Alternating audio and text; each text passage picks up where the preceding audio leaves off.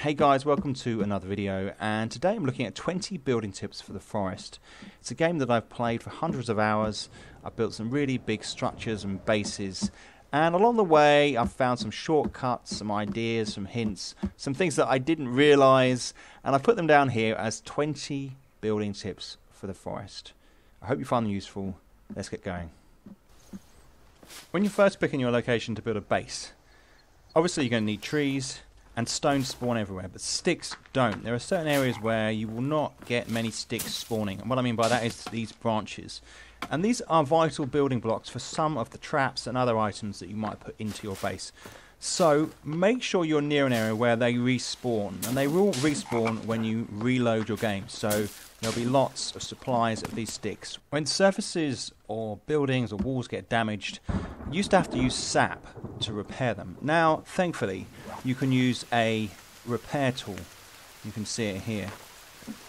All you got to do is go up and click the left mouse button and it will fix it. Now, a repair tool can be made out of a rock, 2 sticks, 2 cloth, and 10 tree sap. Now, it won't come up for me because I've already made one. But they are much better, and it makes it much easier to stop the cannibals from getting into your base. So bear that in mind. Repair tools, keep one in your backpack to keep repairing any damage that is done. I use a lot of rock in my builds. You can see here the bases or higher levels of rock. They're tough, they're hard to break through, but more importantly, these stones, these rocks, they spawn and respawn at a fast rate, so you can gather them up and put them into these walls here. The only downside is they only do a lower level. You have to do a double level to cover the same sort of area that you might do with a wooden wall. And if you've got lots of trees around, you can put the wood walls up much more quickly. But I would still go with stone. It's tougher, it's quicker, and I always incorporate a lot of it into any build that I do. One really good tip is gathering as you move around. You may be heading in one direction to get some logs, but you may as well pick up stones and sticks as you go. It certainly saves you having to run back again and get some more sticks when you realise you need it to finish off a trap. So I would highly recommend you go click the E, fill up your bags full of sticks, and then get on with what you want to do so you can then use them in the game. It makes things a lot quicker, because isolating building spaces is not a bad tip. What I tend to find is, if I've got a big cannibal influx, even after I've slept, then I just can't get anything done. So sometimes what I tend to do is put a fence or wall around where I'm working, especially if there's lots of trees in that zone, and then I can get on and build much more quickly once the fences are up. Of course, isolating an area may not be an option. You may just have one base with a lot of space around it. In which case, what I tend to do is have 3 or 4 building areas, maybe at 4 different corners. In that way, if you get the cannibals coming at you, you can switch to another corner and start working on that part of the base. That's the thing. If you've got enough space between locations where you're being attacked by cannibals, often they'll just wander off back into the forest. As your base expands, and you can see this is quite a complex base, you've got tunnels and walkways and traps and doorways. Throwing in zip lines speeds up the time in which it takes to travel around your base. As you can see here, you can build them on these pillars, and then when you get on them, get to the next location pretty quickly. I always make sure that I have fires set up near my traps, especially these birthday traps, because these bodies that you gather on these traps are really good just to chuck on the fire and gather your bones. You can use bones in armor, you can build them in, use them in walls. You can see here I've got these walls here. It means you don't waste anything. And I quite like the fact that you've got a different style, a different design within your base. So keep fires near these sorts of traps.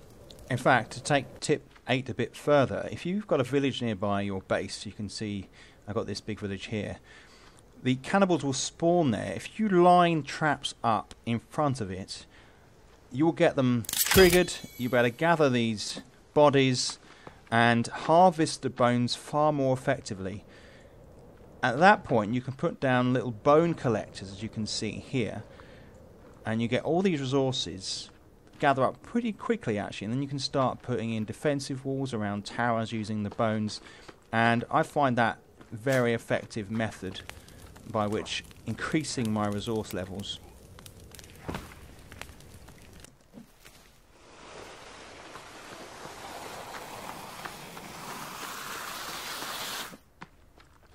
The best way to take down trees is by using dynamite. Now, to get a supply of dynamite, you're going to need to find a cannibal base, such as this, and then you'll find the boxes are lying in here. They're the cans, the boxes at the back here. Not all bases have them, but lots of the bases do. You've got your location where you want to take some trees down. You can obviously cut them down, but using the dynamite, especially if you've got an area where there's lots of trees, just find your spot. You've got the location there, light it. Make sure you're not near any structures. These structures here. If a structure does get damaged, you can repair it. When you hover near it, you'll get a little log on a circle. This is fairly new actually. And then if you then click E, it goes into the structure, and eventually you'll fill that hole and make it sound again. So the best type of light are these skull lights. You can see here I've got some lying around the table and some hanging from the ceiling. You can do individuals, or you can do chandeliers, and they take a lot more to do. As you can see, I'm working on that one there. You can see. And what thing about these lights is they last forever. Now they may not give off the best light in the game, like the fires give off the best lights, but these I find are the most consistent and the most reliable. You need 3 sticks, a skull, and some tree sap there. The best way to harvest skulls for your lamps and your decorations is finding these totems. You can see 2 heads that come off that one. Some of them have multiple heads. I think some maybe have 5 or 6 or even 7 heads on them. So they will respawn, these totems, as the cannibals rebuild them in the zones, trying to lay claim to their own territory. You may well encounter the mutants attacking your base. What I find is the best technique is to lure them away, to be honest. You can't have them destroying your base. You've got to lure them away. They are quick.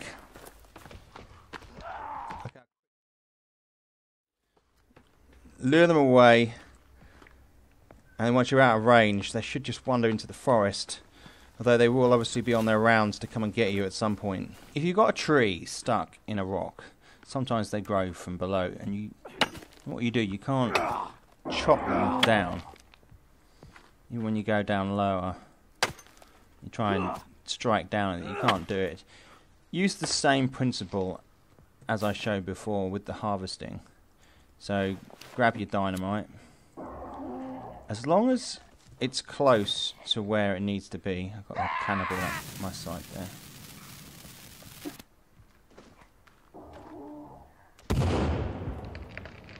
It will affect the tree. It will get it. As long as you're close to it, there's like a proximity where it does a certain amount of damage, and lo and behold, annoying trees stuck in rocks are gone. Now, it's worth thinking about the presence of trees in your base. If you've got trees like this, you can see these trees between these walls. Now I can't cut these down now because they'll probably destroy the walls around. They grew back in an old patch, so a few patches back, trees would regenerate after the update, but they don't now. But they're there, and there's nothing I can do about it. If I cut these down, the chances are they will destroy something. So what this means for me and this base is that I'm vulnerable to cannibal attacks. They can climb these trees and jump over walls. So you've got to think about how high you want your walls. Now, I'm going to need to build these walls high if I want them to be completely protected from cannibal attack.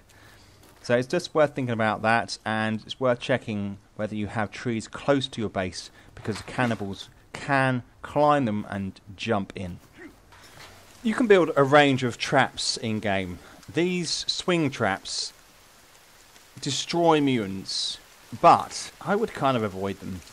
They're kind of fun if they work, but you can see here, this level, this slope, stops this one over here from hitting the mutants. They're a little bit tricky, and they're easy to run into. This one on the ground, if you hit it, it will knock you over, and you take a third damage or quarter damage, and there's another one here. But I'm actually finding that the birthday traps do such a great job. I had one earlier. This one over here captured. This killed 2 mutants. They were standing here, and I released the trap, and it killed 2. So I always go with birthday traps. I also find the thing about birthday traps is even when you spring them, even when they're sprung, you can still climb over them. You know, they're like a gateway almost. So I would really recommend these birthday traps, and they're also wide as well. You do need a stick to prop them back down, but that's fine. They are the best in my eyes, and they're best for space management as well, as we previously mentioned. If you're doing a lot of cutting, a lot of running, then throw down a bench somewhere near where you're working. This tree line has been pushed further into the forest. I put this down here as I've been building this structure, but it's very handy. You can see your energy levels going up there very quickly. If you know you're going to finish in the game, make sure you go round and collect up all your logs. So if you exit the game and you leave logs lying around like these ones, they will disappear. They won't be there when you come back in, but they will be in your log sled when you come back in. They stay there, they get saved in this position, so you can gather them up and use them next turn. Since a few patches ago we've been able to take the fight to the cannibals. We can build catapults and fire them at them as they approach and attack our bases and encircle your settlement. Well, here's a catapult here. Now it's on a small base. Alright, now when I activate this catapult, when I click it, what you'll see is they have a very small range. It's a very small turning arc. It's probably about, I don't know, 20 degrees. Ow. So what I'm finding is I'm starting to build 3 catapults on a location. Now you see this is a bigger base. This is a bigger platform here as a roof. And I'm going to put 2 catapults on there so that I can cover a wider arc. So when you're building your catapult bases, just consider that 1 probably won't be enough. Let's have a look at this one here. See, there's very limited base, and I can't really see over that wall. So it's a kind of design flaw. Although it looks cool, you've got to think about your catapult bases and put your catapults right at the edge. Maybe have 3 to cover maybe nearly 180 degrees. Thanks for watching, guys. Hope you found it useful. If you did, click the thumbs up. Now, if you're interested in watching a tour of this base, then you can, because I'm going to be putting one up on my second YouTube channel, which you can find by searching for Pit Stop Head 2. There's also a link in the description down below. Thanks again.